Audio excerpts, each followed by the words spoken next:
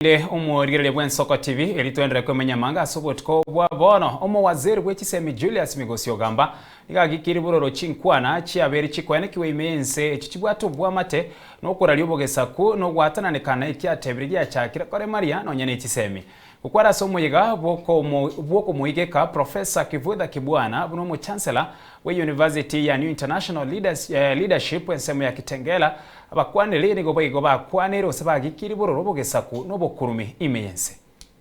We are being told every other day by leaders to hate each other, to hate our country, to hate the next person.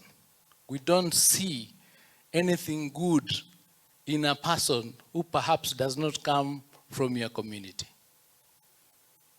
That is not what you taught us. That is not what this country is about. The bishop indicated that he is spread out. He has people in Maringo, he has people in Ukambani, he speaks Kisi, he does all these things. Most of us are in that category. So when you tell us, don't touch this or the other, you shock us, because already we have touched. I negotiated with the university leadership what I wanted to make clear is, although I'm a teacher, but I also like to speak truth to power.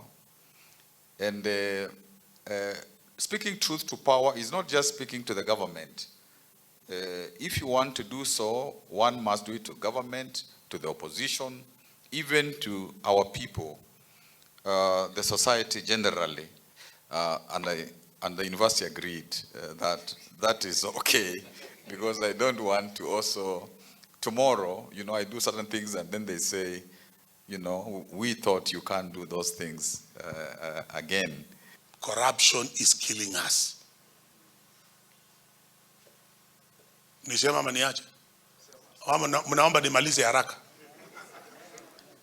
Corruption is doing what? Killing us. And someone has said the problem with Kenyans is that we only complain about corruption when it's not benefiting us. Because wewe mwenyewe ukisimamishwa na polisi, wewe unatoa kafinje unashikilia hivi. If you cannot take punishment from the police because you have been overspeeding, how will you function well when we make you an MCA, when we make you a governor?